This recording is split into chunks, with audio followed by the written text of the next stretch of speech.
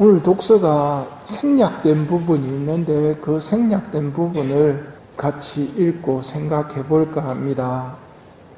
사울 임금과 요나단 왕자님도 돌아가신 줄을 어떻게 알았느냐 하고 다윗이 물어봅니다.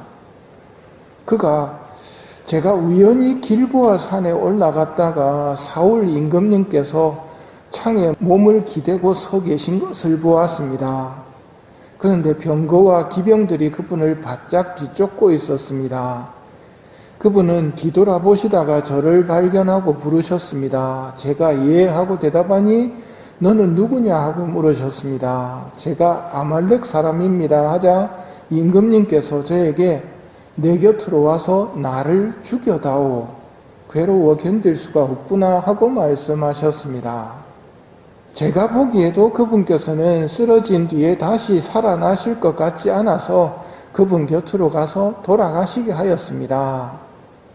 그러자 다윗이 네가 어쩌자고 겁도 없이 손을 뻗어 주님의 기름 부음 받은 이를 살해하였느냐 하며 그를 죽이라고 명령합니다. 분명히 알아야 할 것이 있습니다. 생명은 우리 것이 아닙니다. 생명은 주님의 것입니다. 그 생명을 종이 자기 마음대로 판단해서 죽이고 살리면 그 죄는 매우 큽니다. 요즘 교활한 악의 세력은 죄를 죄라고 표현하지 않고 사람들을 속이는 그럴듯한 말로 표현을 합니다. 그래서 죄를 지으면서도 그게 죄라고 생각하지 못하도록 만드는 것이지요. 사람을 죽이면서 안락사라고 부르고 요즘은 또 존엄사라고 부르면서 마치 존중받는 죽음인 것처럼 선전하지만 죽음 너머에 진짜 삶이 시작될 때 그는 몹시 후회할 것입니다. 주인님의 것인 소중한 생명을 종인 주제에 마음대로 죽였음에 대해서 일일이 해명해야 할 것입니다. 이 지상의 고통은 연옥의 고통을 줄여줄 것입니다.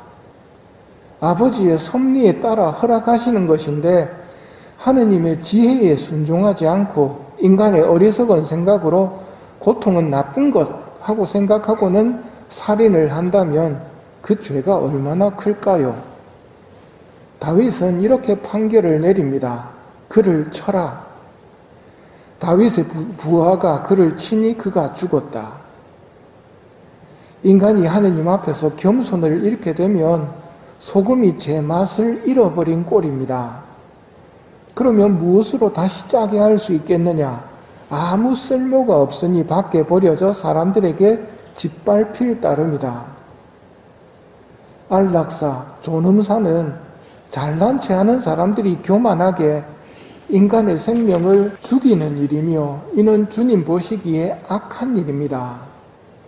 나름대로 자기가 옳은 일을 한 것처럼 말하던 아말렉 사람의 최후를 보면서 하느님의 것인 생명에 대해서 올바른 마음을 주십사 청해야 합니다.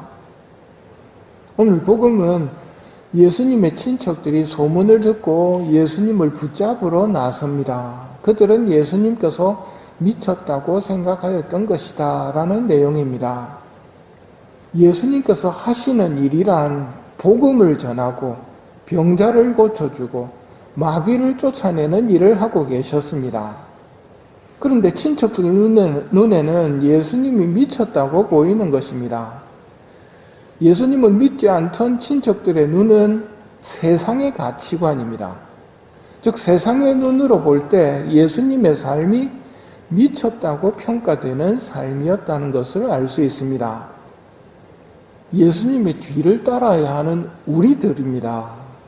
예수님의 뒤를 따르면 미쳤다는 소리를 들을 수 있다는 것을 알고 따르셔야 됩니다.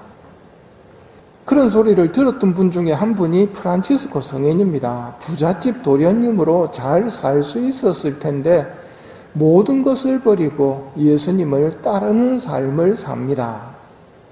또 미쳤다 소리를 들었던 분 중에 한 분이 지난 수요일 주기를 맞으셨던 안토니오 아빠스 성인이었습니다. 부모님이 돌아가시면서 안토니오 성인은 유산을 물려받는데 37만 평 정도의 비옥한 토지를 물려받습니다. 근데 이 37만 평의 비옥한 토지를 마을 사람들에게 거저 나누어 줘 버립니다. 그리고 물려받은 동산은 처분해서 여동생을 위해서 조금 남겨두고는 가난한 사람들에게 다 나누어 줘 버립니다. 이런 성인들의 삶은 세속의 눈으로 볼 때 미쳤다고 판단하겠지만 영원한 세상을 볼 줄 아셨던 성인들에게는 주님의 말씀이 진리이고 주님을 따름이 생명으로 가는 길이었습니다. 예수님께서는 당신을 따르는 우리들에게 이렇게 가르치십니다. 앓는 이들을 고쳐주고 죽은 이들을 일으켜 주어라. 나병 환자들을 깨끗하게 해주고 마귀들을 쫓아내어라. 너희가 거저 받았으니 거저 주어라. 거저 받았으니 거저 주어라. 세상은 뭐라고 평가할까요? 미쳤다. 바보다.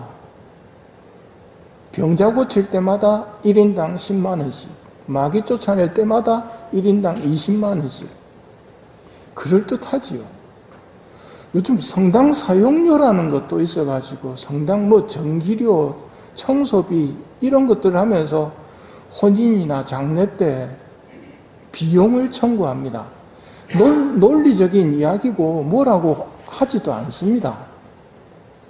그런데 예수님의 이 가르침에 비추어 보면 교회가 혼인이나 장례를 하는 사람에게 선물을 베푸는 게 아니라 세상 사람들처럼 싸게 그냥 처리를 하는 것일 뿐 거저 주는 것은 아니라는 말입니다.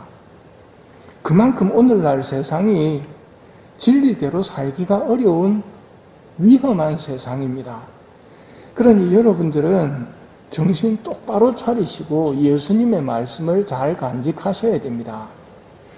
세상 사람들이 다 옳다고 넓고 편한 길을 가더라도 그게 멸망의 길이 아닌지 의심해 보셔야 됩니다. 예수님은 어디를 가리키시는가? 그 길로 가야 합니다.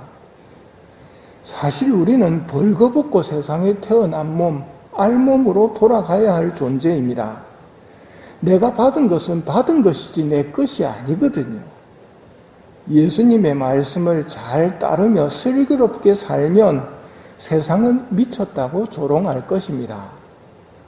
누구 말을 들을 것인지, 누구 평가에 마음을 쓰면서 살 것인지 잘 결정해야 합니다.